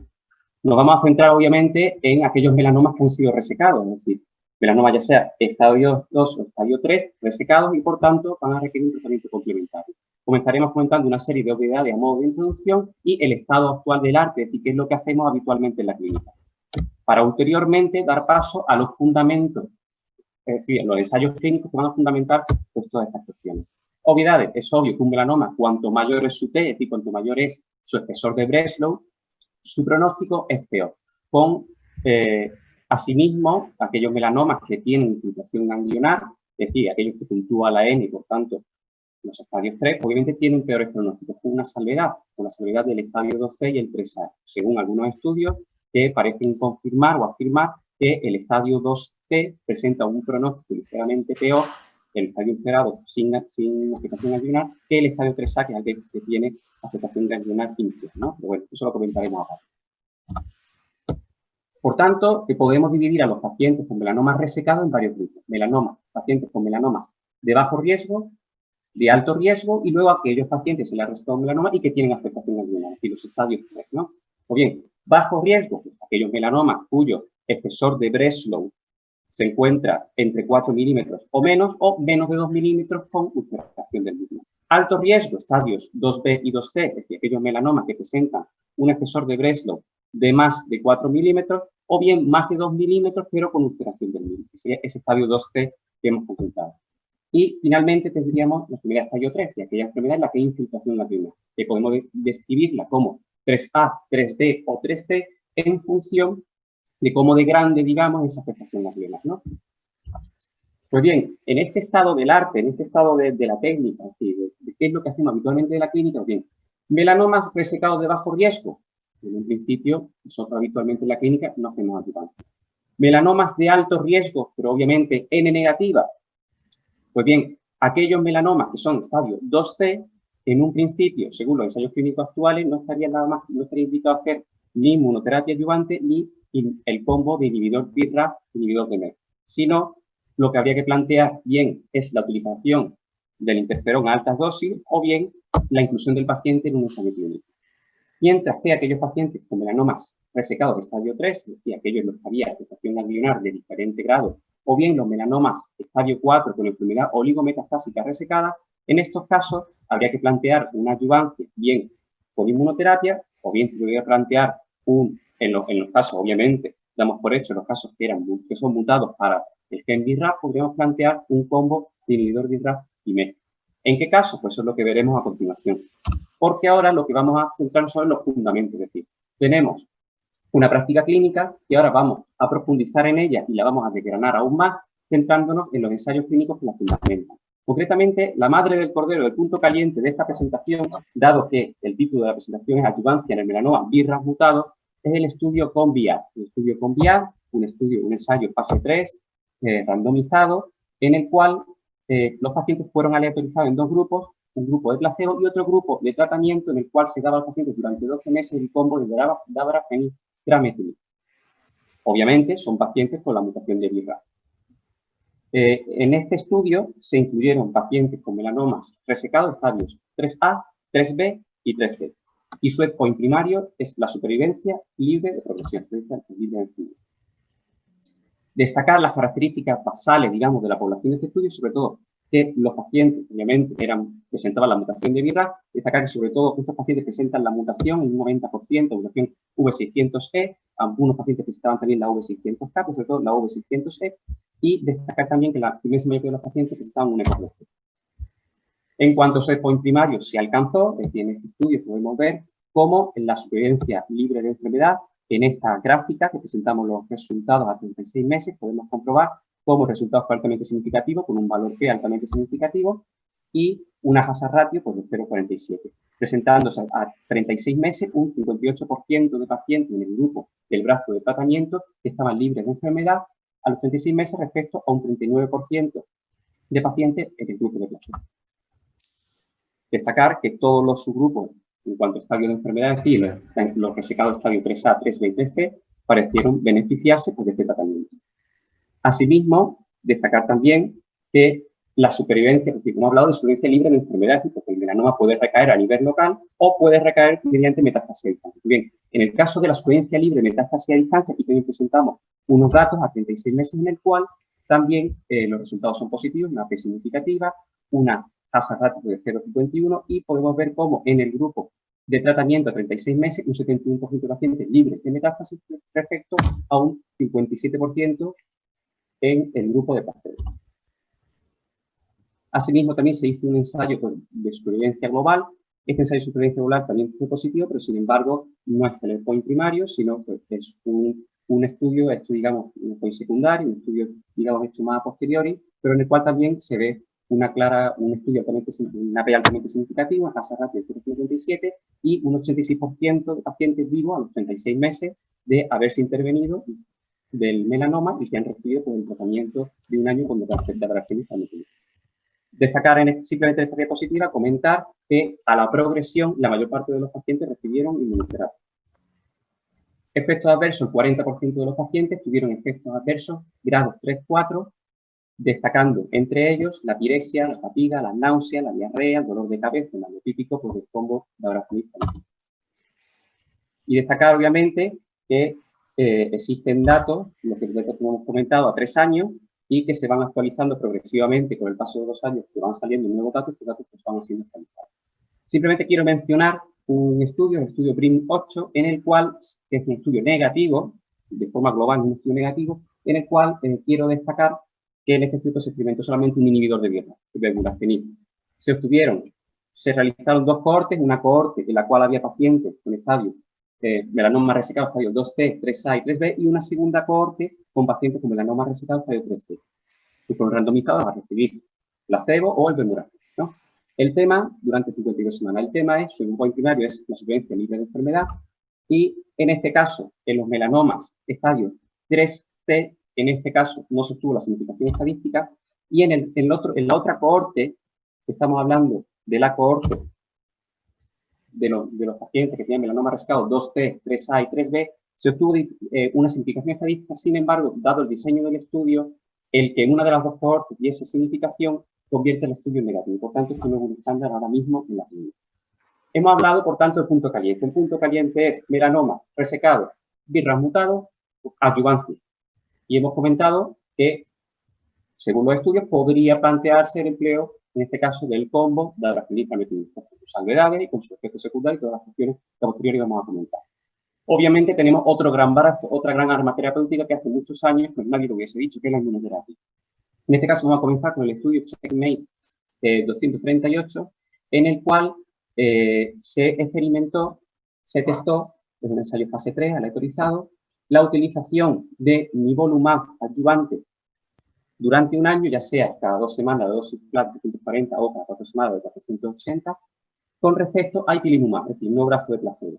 En este caso, en este estudio, lo que quería destacar es que el endpoint primario, que es la supervivencia libre de progresión, en este caso pues, se alcanzó con una P altamente significativa, una hazard ratio de 0,65, y con un 66% de pacientes, en este caso a los 18 meses libre de enfermedad, respecto a un 33% en el brazo de ipilimumab. Asimismo, presentamos, en 2018 en ASCO se presentó, digamos, una actualización de este estudio, en la cual también los resultados seguían siendo significativos, con 63% de pacientes libres de enfermedad a los 24 meses, a 2 años, respecto a, en el brazo de nivolumab, respecto a un 58% respecto en el brazo de ipilimumab. Y destacar, sobre todo, lo que quiero destacar de la inmunoterapia es el perfil de efectos secundarios. Si hablamos de abrafenib-trametinib, 40% de toxicidad de grado 3-4, inmunoterapia tenemos un 25% de toxicidad de grado 3-4. Asimismo, tenemos también el resultado del CheckMate de 138 a 3 años, en el cual, en diferentes subgrupos que se ha estudiado este fenómeno, en algunos subgrupos parece que la diferencia entre nivolumab y ipilimumab no es significativa, en otros sí, y destacar, sobre todo, la estratificación por PDL1. En este caso, en los pacientes con un PDL1 igual a 5% más del 5%, se observa que a 36 meses en el brazo hay una diferencia estadísticamente significativa, con una hazard ratio de 0,57, se observa que un 71% de los pacientes se encuentran pues, libres de enfermedad a 36 meses respecto a un 54% en el brazo de ipilimumab. Por tanto, estoy a favor, obviamente, de nivolumab. Asimismo, también existe diferencia estadísticamente significativa en el caso del PDL1 menor al 5%, pero esa diferencia con respecto a ipilimumab parece ser más reducida, obviamente la diferencia entre nivolumab y ipilimumab. También lo que tengo que destacar, obviamente, estamos hablando de el posible planteamiento de inmunoterapia como adyuvancia en el melanoma. También tengo que destacar el estudio 1054, en el cual, también un estudio fase 3, aleatorizado, en el cual se testa pembrolizumab respecto a un placebo. Este pembrolizumab también se de forma adyuvante durante un año y se planteaba la posibilidad de que aquellos pacientes que recaían en un plazo determinado el pembrolizumab superior a 6 meses podían de nuevo ser retratados para esa recaída con pembrolizumab. En este caso, destacarse el endpoint primario y supervivencia libre de enfermedad, y en este estudio de pembrolizumab se incluyó en pacientes estadio 3A, 3B y 3C. Mientras que en el estudio del CheckMate 238 no se incluían los pacientes estadio 3A. El endpoint primario en el ClinUS 054 se alcanzó altamente significativo, que es una hazard ratio significativa y demás, y sobre todo destacar que existen ya resultados actualizados a 3 años del ClinUS 054, en el cual parece ser que pembrolizumab presenta una supervivencia libre de enfermedad altamente significativa respecto al brazo de placebo, con un 66% aproximadamente, creo recordar, de pacientes en este caso 36 meses sin recaída de la enfermedad, respecto a un 40 y tantos % de pacientes en el brazo de placebo que no presentaban recaída de la enfermedad. Por tanto, un estudio aparece altamente significativo. Y ojo, incluye los estadios 3, a diferencia del 6 y del 18, que solo incluye los 3 beneficios. Y los estadios 4 resecados. Por tanto, papel de los inhibidores de BRAF en la adyuvancia del melanoma. Es decir, ahora vamos a hacer un poquito de discusión de todo lo que hemos hablado y de estos fundamentos que hemos tratado. Efectividad. Lo que acabo de hacer aquí en la diapositiva es completamente erróneo. Esto no se puede hacer. Esto no es una comparación face to face. Pero quería plantearlo quizá a modo de hipótesis. Una hipótesis obviamente muy quijotesca, es decir, porque implicaría comparar una terapia dirigida con una inmunoterapia face to face, lo cual eso a día de hoy es impensable. El tema es que cuando comprobamos los datos, digamos, entre comillas, de eficacia entre los pacientes, sobre todo, quiero comentar los del PDL1, del CD6 y CD38 a 3 años, los del PDL1 igual o mayor al 5% respecto a los pacientes a 36 meses del COMBIA, podemos ver que, obviamente, son estudios completamente distintos de planteamiento y demás, pero podemos ver que el porcentaje de pacientes sin recaída de la enfermedad en ese subgrupo de pacientes del CD38, cuando comparamos con el COMBIA, parece que es superior. El COMBIA, en el grupo digamos, del combo de la artemetinium, eran un 58% de pacientes y una enfermedad de 26 meses, mientras que en el CMI 238, en el subgrupo del PDL1 igual o mayor al 5%, tenemos un 71% de pacientes. ¿Qué quiere decir? ¿Es posible que los pacientes con PDL1 alto, más que del combo, se puedan beneficiar de la inmunoterapia? Podría ser una hipótesis de trabajo, pero obviamente no está confirmado. Toxicidad. Está claro que el perfil de toxicidad va a favor de la inmunoterapia. Toxicidad de grado 3-4, en torno a un 25%, mientras que con el combo dabrafenib-trametinib, un 40% de toxicidad de grado 3-4. Algo nada desdeñable que hay que tener en cuenta, obviamente, cuando vamos a seleccionar un fármaco. Perspectiva de futuro, es decir, cuando, obviamente, que lo comentaremos a continuación, seleccionar uno u otro, es decir, seleccionar de cara a la adyuvancia, inmunoterapia o el combo de inhibidor de BRAF y de MEK. Pues la biopsia líquida nos puede dar respuestas mismas, es decir, si detectamos células tumorales circulantes en un paciente que expresan una gran cantidad de PDL1, pues está claro lo que tenemos que utilizar. Si por el contrario no tienen expresan PDL1 esas células, pero tienen mutación de BRAF, pues también tendríamos claro lo que utilizar. Lo que pasa es que estas técnicas actualmente no están estandarizadas en la clínica. Por tanto, conclusión, donde quiero hacer yo un poco, digamos, de epicrisis, digamos, de todo lo que hemos comentado. Pues, por un lado, tendríamos pacientes con un melanoma estadio 2C. Actualmente, el único estudio que lo incluyó fue el estudio BRIM-8, que considerado negativo, por tanto, ahí la terapia dirigida no se consideraría, y de cara a hacer una adyuvancia, que son pacientes, obviamente, los del estadio 2C, que incluso son tumores, muchos estudios que se consideran más agresivos, con mayor capacidad de recaída que los del estadio 3A, habría que plantearse el interferón alta dosis, incluso ensayos clínicos que hay abiertos al respecto.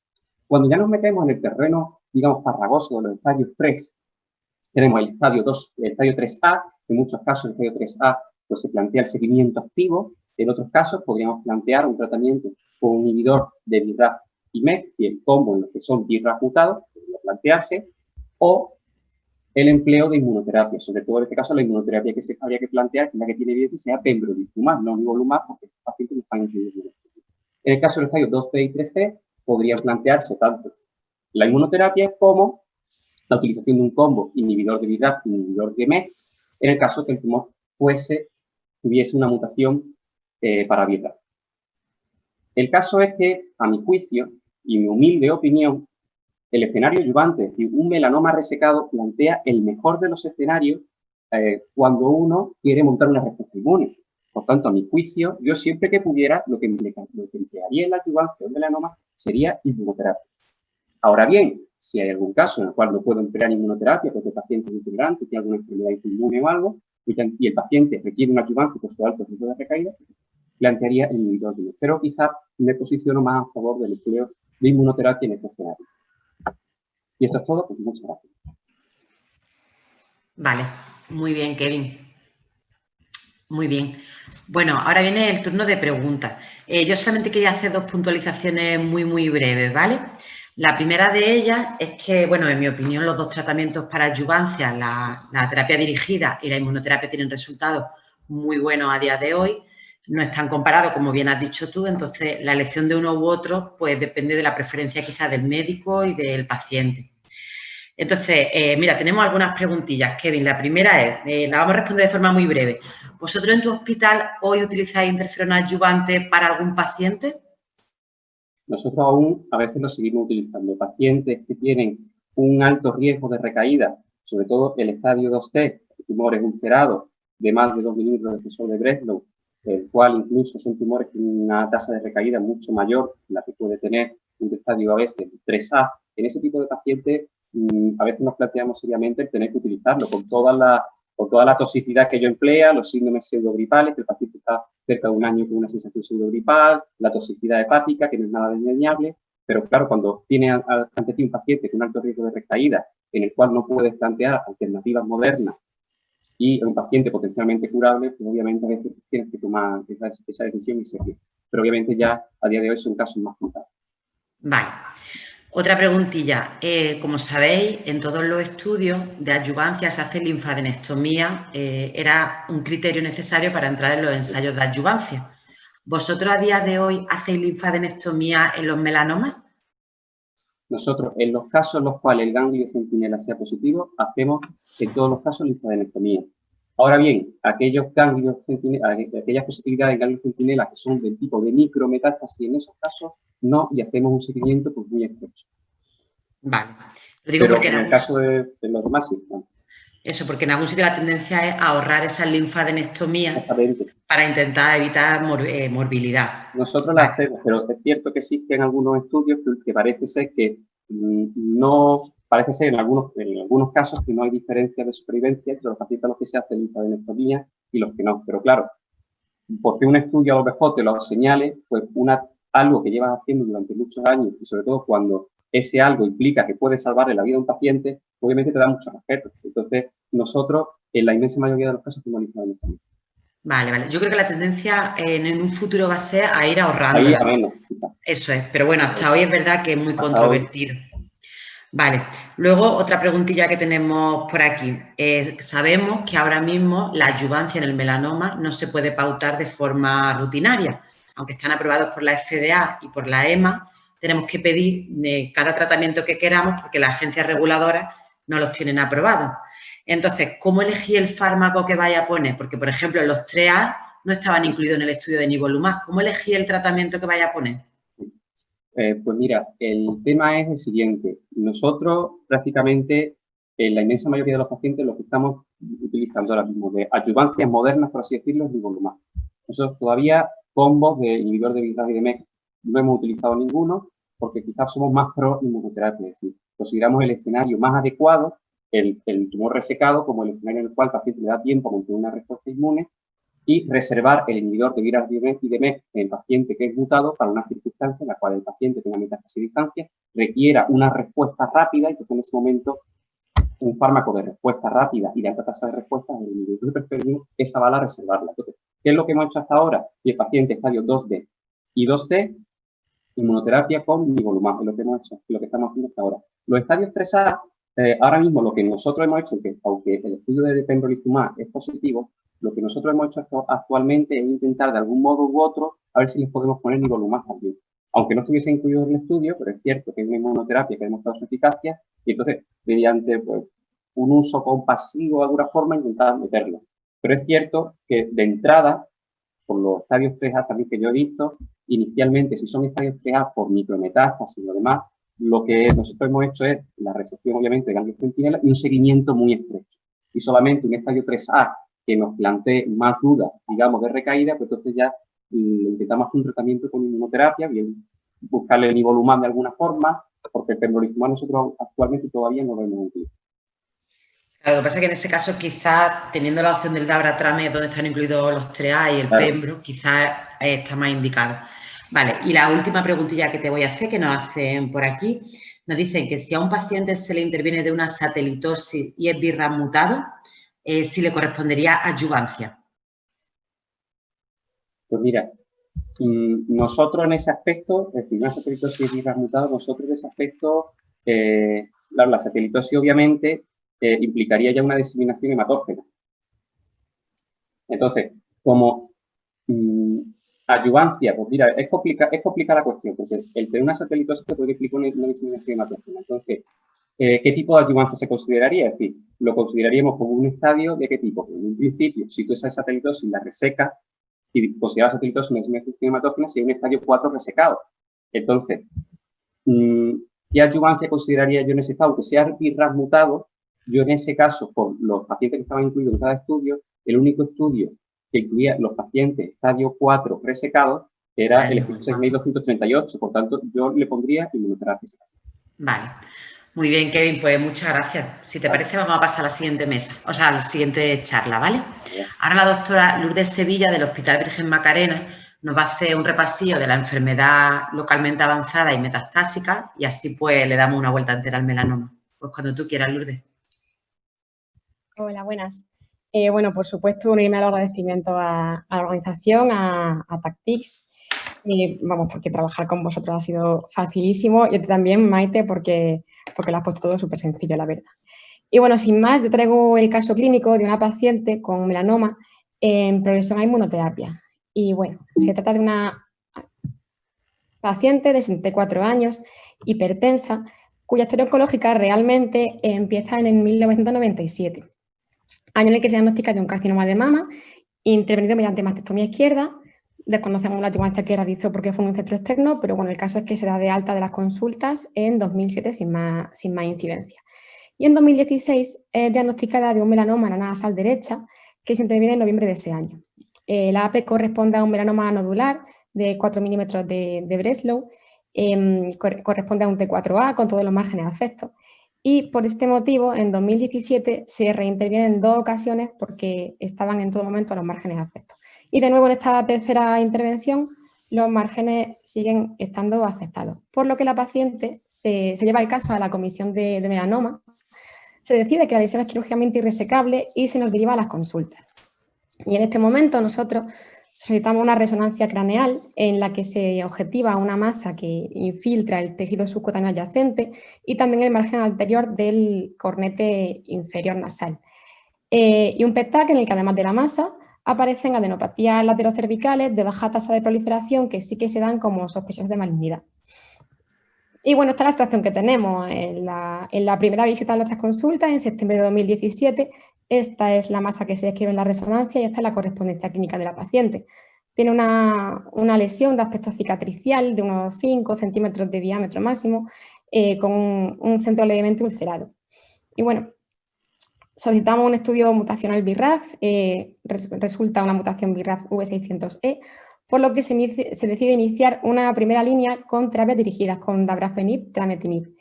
La paciente realiza 3 ciclos con una tolerancia estupenda, pero en el estudio de reevaluación se objetiva una progresión tanto a nivel radiológico, como podemos ver aquí, como a nivel clínico. Ahora la paciente presenta esta masa ulcerada, abigarrada, de unos 8 centímetros de diámetro máximo, ya está requiriendo analgesia porque, bueno, imaginaos el dolor que la paciente puede ir presentando. Y bueno, pues optamos por una segunda línea con pembrolizumab a dosis de 2 miligramos kilo. De nuevo tiene una tolerancia bastante buena, solamente tiene astenia grado 1, pero sí que es verdad que clínicamente la paciente va presentando cada vez mayor dolor. Después de 4 ciclos se hace una reevaluación y existe una mínima progresión en las pruebas de imagen que se interpreta como una posible pseudoprogresión. Aquí tenemos a la paciente de nuevo con esta imagen de tumoración con mayor ulceración a nivel central, con lo cual continuamos un poquito con el pembrolizumab hasta hacer 7 ciclos y de nuevo en la reevaluación se observa un aumento de tamaño de la lesión en la resonancia y nuevamente sin lesiones metastásicas en el PET-TAC. Y bueno, este es ya el horror que nos llega a nosotros a la consulta, una ulceración de unos 10 centímetros de diámetro máximo que ocupa la hemifacies derecha, incluso empieza a invadir el campo visual, invade también el ala nasal derecha completa. Y bueno, ya en este momento en el que nosotros pues, nos empezamos un poco a tirar de los pelos, ¿no? Porque tenemos una paciente que tampoco representa la plástica clínica habitual, que ha progresado rápidamente a terapias dirigidas sin hacer ninguna respuesta, también ha progresado rápidamente a inmunoterapia. El hecho de haber recibido estos 2 tratamientos también nos dificulta y nos imposibilita casi a a meterla en ningún ensayo clínico y además una paciente que está deteriorando clínicamente, aparte de, por supuesto, la deformidad a nivel estético, es que ya estaba requiriendo analgesia con fentanilo, no sé si tenía parches de 100 o 125 y hacía muchísimos rescates diarios. Entonces, bueno, nos planteamos hablar con los compañeros de oncología radioterápica y se decide administrar ipilimumab a dosis de 3 miligramos kilo de forma conjunta con IMRT sobre la región central de la lesión. Iniciamos nivolumab y ellos dan 30 Gray en 5 sesiones con un fraccionamiento de 6 Grays al día. Después de los 4 ciclos de IPI con la IMRT, que de hecho tolera regular, tiene una astenia grado 2, un prurito bastante incómodo y un hipotiroidismo grado 2 secundario al IPI, bueno, finaliza el tratamiento, la masa se encuentra al menos en situación estacionaria, por fin, y empezamos un seguimiento. Y durante este seguimiento vemos al cabo de la semana que la masa se va reduciendo progresivamente de tamaño. De hecho, aquí lo vemos aquí esta masa en esta resonancia, y ahí comprobamos que prácticamente la tumoración ha desaparecido tras finalizar el tratamiento. Y esto es lo que tenemos posteriormente. En diciembre de 2018, tras un periodo de seguimiento, existen escasos restos tumorales en la resonancia y solamente queda una pequeña lesión cicatricial que, vamos, prácticamente ni siquiera provoca ninguna deformidad. Bueno, como veis, una respuesta completamente espectacular. De nuevo se realiza un TAC para reevaluarla, aparece una adenopatía preyugular ipsilateral y un nódulo hiperdenso en la superficie de la parótida derecha, que se confirman en el PET-TAC, en el que se evidencian las lesiones estas hipercaptantes, y aparte una imagen hipermetabólica en orificio orbitario inferior derecho. Y bueno, ¿qué hacemos ahora? Pues la llevamos de nuevo al comité de melanoma, se realiza una PAF del ganglio cervical con una AP que corresponde con metástasis de melanoma y se deriva a la cirugía maxilofacial para realizar una extirpación de metástasis de melanoma en la región parotidia y una disección cervical modificada tipo 2. Y efectivamente en la AP aparece la metástasis de melanoma tanto a nivel de ganglio linfático cervical derecho como del intraparotidio derecho. Realizamos un nuevo PET-TAC de reestadificación en el que esta enfermedad se ha eliminado, pero persiste la lesión hipermetabólica nasal y orbitaria que ya se comentaba en el PET-TAC anterior. Y recurrimos de nuevo a nuestros compañeros de radioterapia que dan radioterapia sobre los restos tumorales hipermetabólicos en el PET-TAC que quedaban a nivel facial. De manera que posteriormente se hace un TAC de control en julio de 2019 en el que existe una ausencia de enfermedad oncológica activa. Increíblemente, la paciente entra en seguimiento y se mantiene libre de enfermedad durante 8 meses. Bueno, esta es un poquito la evolución de la paciente, ¿no? También lo quería traer porque la verdad es que fue bastante espectacular. La situación que tenemos inicialmente, la progresión a Dabratrame, la progresión a Pembro y la excelente respuesta que realizó tras IPI radioterapia. Por último, se realiza un PET-TAC en febrero de 2020 en el que se evidencia como se esperaba también un poquito, una reaparición de la enfermedad a nivel nasomalar con un submáximo de 48 y una lesión en el lóbulo medio pulmonar de 18 milímetros y un submáximo de 29,95. Y de nuevo, ante la excelente respuesta previa, planteamos realizar otros 4 ciclos de ipilimumab con IMRT, exactamente el mismo esquema que hicimos anteriormente, esta vez con radioterapia sobre la lesión pulmonar. Y bueno, actualmente se encuentra a la espera de nuevo estudio de reevaluación. La realidad es que por lo menos clínicamente la paciente se encuentra mejor, está bien, no está clínicamente en progresión y bueno, veremos un poquito las pruebas de imagen.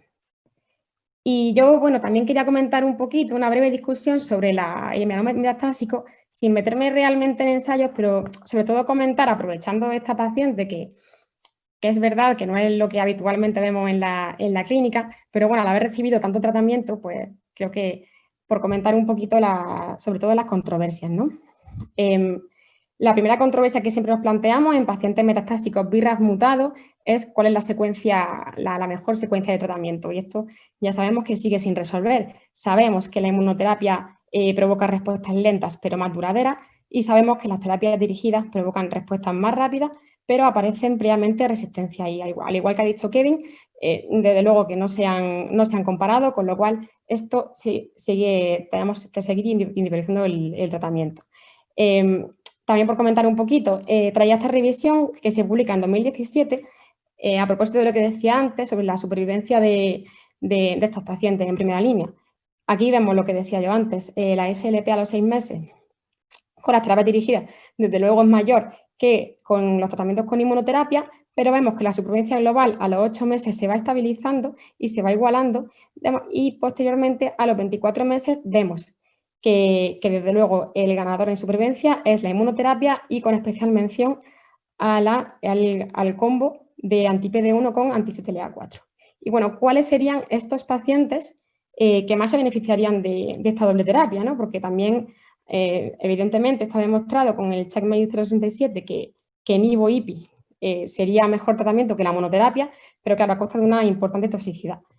Y bueno, entonces aquí traía yo esta gráfica de este estudio en 2017 en el que podemos ver esta línea azul, que sería la supervivencia de los pacientes tratados con nivolumab en primera línea, esta otra con ipilimumab y esta otra con quimioterapia. Y centrándonos en el tratamiento con nivolumab, como vemos, aproximadamente el 30% de los pacientes tienen respuestas duraderas solamente con la monoterapia con nivolumab, con lo cual en estos pacientes sí que podríamos decir que una monoterapia sería suficiente, pero sin embargo en estos pacientes no, y en estos tampoco. Y esto ocurre porque existen resistencias tanto primarias como secundarias a la inmunoterapia. Y bueno, ¿qué tenemos que hacer con ello? Pues tendríamos que conocer los mecanismos moleculares de esta resistencia, conocerlos, prevenirlos y tratarlos. Esto a día de hoy todavía nos queda un poco lejos, pero bueno, lo que hacemos en la práctica clínica al final es administrar este tipo de tratamiento, la combinación con la doble terapia, a pacientes de peor pronóstico. Y os traeré aquí también esta revisión de 2015 en el que se hablan de estas poblaciones que se podrían beneficiar de este tratamiento. Siempre serían pacientes jóvenes con un ECOG bastante bueno, sobre todo porque van a tener que aguantar los posibles efectos secundarios que les pueda provocar el tratamiento. Y aquí hablaríamos primero de pacientes con nivel elevado de LDH, que quizá, bueno, es un poquito lo menos importante, pero sobre todo le administraríamos esta doble terapia a pacientes con metástasis cerebrales que han demostrado que tienen un pronóstico mucho peor, y nivo-IPI se ha demostrado eficaz de forma significativa en pacientes con metas cerebrales asintomáticas no tratadas, y por supuesto también en este grupo de pacientes con melanoma de mucosa o melanoma uveal, que son pacientes realmente que están muy poco, en los que se han realizado muy pocos ensayos clínicos, y bueno, sí que sabemos que son melanomas de mal pronóstico, sí que sabemos que la monoterapia en estos pacientes va a ser mucho menos eficaz, con lo que también optaríamos por el brazo de la doble terapia. Y bueno, esto era un poquito lo que yo quería comentar. La clave realmente está en que existen poblaciones muy diferentes de melanoma metastásico. En primera línea sí tendríamos muchísimas opciones. Y estas poblaciones son muy diferentes en relación al BRAF, al ECOG, a la función de los órganos, con especial mención a la función cardíaca, como he dicho, a la metástasis en el sistema nervioso central, al nivel del LDH, la carga tumoral, los antecedentes personales y sobre todo, pues bueno, teniendo en cuenta las preferencias del paciente y el estilo de vida, deberíamos individualizar estos tratamientos. ¿Y qué hay de la segunda línea? Pues aquí traía también un poquito las guías de la SEOM, que bueno, la segunda línea sí que parece más fácil, ¿no? A nivel práctico, si el paciente ha progresado a terapia dirigida, nos iríamos a la inmunoterapia, y si ha progresado a la inmunoterapia, nos iríamos a las terapias dirigidas. Y por último, ¿qué haríamos en líneas sucesivas? Pues aquí siempre se nos dice, ¿no? Plantear ensayo clínico. Esta paciente, ¿verdad?, que lo tenemos un poquito más difícil. Pero bueno, aquí también vemos que nos plantean la opción de hacer un rechallenge con inmunoterapia.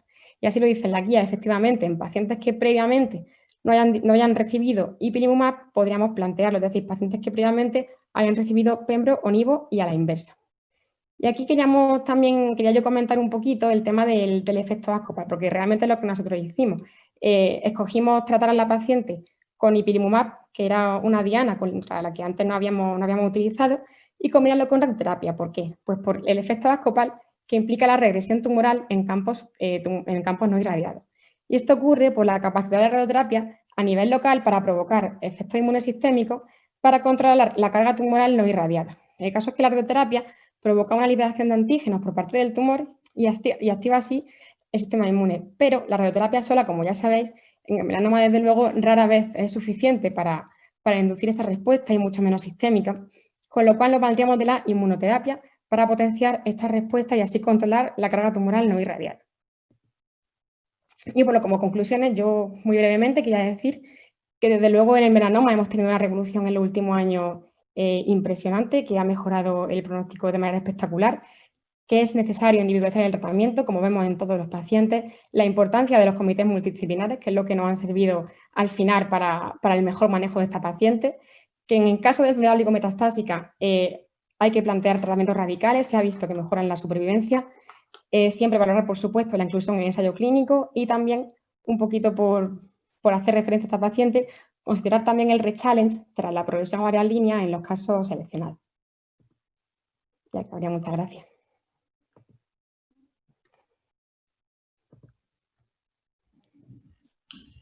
Mira, queríamos hacerte también algunas preguntillas.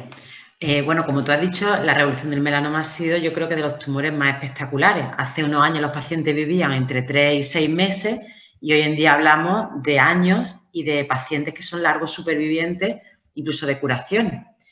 Entonces, yo tengo un poco el corazón partido en el melanoma, porque aunque eso es verdad, la mayor parte de los pacientes son paliativos. Entonces, a mí el cuerpo, por una parte, me pide tratarlo de la forma más suave y menos tóxica, y por otra parte me pide ponerle la combinación más efectiva para intentar ir a por todas, que sería quizá Nivo-IPI, que es el más tóxico y la combinación más cara también. Entonces, tú, por ejemplo, mañana, ¿a qué paciente le plantearías Nivo-IPI y te lo darían en tu hospital?